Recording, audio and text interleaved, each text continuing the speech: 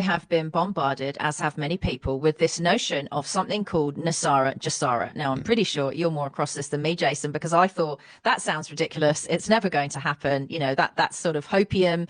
And what could it mean? But then I started to learn about the UCC. And when I do speeches myself or when I MC and open for other people, I always talk about the UCC, which is the Uniform Commercial Code. Now, this Uniform Commercial Code, you would imagine, because it's commercial, has no bearing on us. Now, for a long time, I've researched and looked into this whole straw man scenario where all of your bills and your licenses and your passport and birth certificate and everything, your name is in capitals.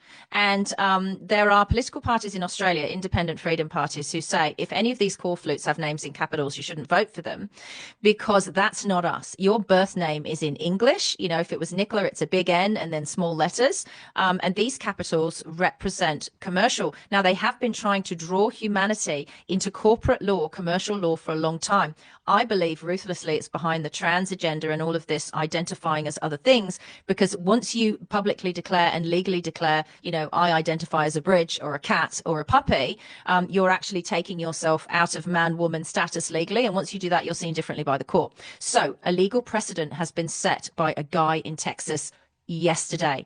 Right now, all of this UCC commercial code, look it up, do your own research, has been allowed to fraudulently use us, human beings, as secured collateral for a long time, probably at least since 2014.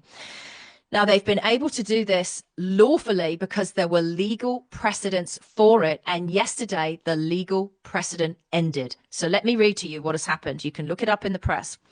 The UCC has now defaulted to the UCC1. This is I'm not over exaggerating when I say this is the biggest news humanity, human beings, have ever received since the birth of Christ. I'm not exaggerating when I say that. This is the end of slavery. Right. So basically, the headline is mankind is free. A guy called Govinda Tidball, I think he's of Indian heritage, but he's a Texan guy. So he says that there was a birth bond issue and he was looking into it. And this is a straw man thing. So he was worried that it was a corruption lever. And as he looked into it, he realized it was. So it's the securitization of the living as a credit value on the dead. Sounds quite confusing. What does that mean? But it means that the living must pay for the dead. So cue the pandemic, right? The living are paying for the dead. So what it basically means is he has children. And once he'd learned all this information, his wife was pregnant and he was about to have a son.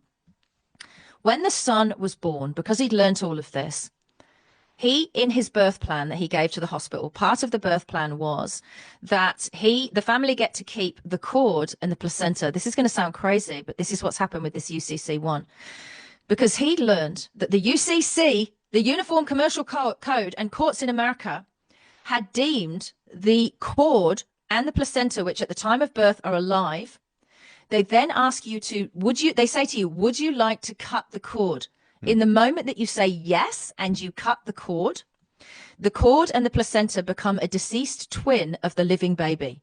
This is how dark and greedy these people are, and the banks and financial institutions are behind it. What they then do is enslave the living child as a secured creditor to pay the debts of the dead twin, which was never a twin. It was a placenta and a cord. Can you believe this stuff? Let me read on. on. So he said, your fraudulent birth certificate is a corporatization of you, the living, right? And apparently 100 years ago, there was a guy called Edward Mendel House. And this was the evil way to kill the spawn of people at the moment of birth. And then it goes into the umbilical cord and what I just explained. He said, it's all about property ownership. He said, if you own a piece of silver and keep it as a piece of silver, it holds its value. But if you mix it with gold, it's considered corrupted. So this is what they were trying to do with us. It's securities fraud. It's a fraudulent security. And he claimed in court, Govinda, that the biological property of his child is his in the birth plan. No consent was given. So then a fraudulent securities instrument was still created, even though he said that in his birth plan. They still considered his son's cord and placenta as a dead twin, right? So they went ahead and did that, even though that was in his birth plan. They really messed with the wrong guy, Jason, right?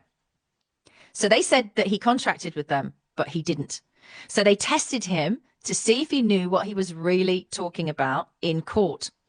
So he believes, he said in court, that we're here to live and experience this planet and serve God, not as collateralization, right? So they make us the collateralization of the living, and that he's created a legal instrument so it's no longer in their hands. He has legally removed it. So it's now known as a public fraud. It's called a perfected claim. You're all going to have to research this on your own. I can actually put a link in of him describing this much better than I, right? These are just the headlines of it. So something called a final declaration has occurred under law. It is now a fact in law, and there is no debate. Anyone can see it. Anyone can bring it into any court case that they have, anyone they like, anywhere in the world. They are now, these people, the financial institutions, are now the debtor of the living. It's been flipped in UCC1. It's a reversal, and Nasara Jasara is apparently now lawful and in essence. So there is a criminal and a fraudulent side to what they've done. So as per the RICO code in America, people must be paid triple times 3 what was taken from them when they were used as secure collateral. Now, people our age, Jason, in their cestic of age trust, which is this secure collateral on our lifetime of work, paying the debts of the dead, is approximately, can be up to $1 billion. So they would owe each individual in that case $3 billion. That's what this case defines. It's called a legal precedent under the US code and the UCC code. This is all factual. You're going to die when you see the clip. It's what he said. It's why Doge exists. Doge is using this instrument now.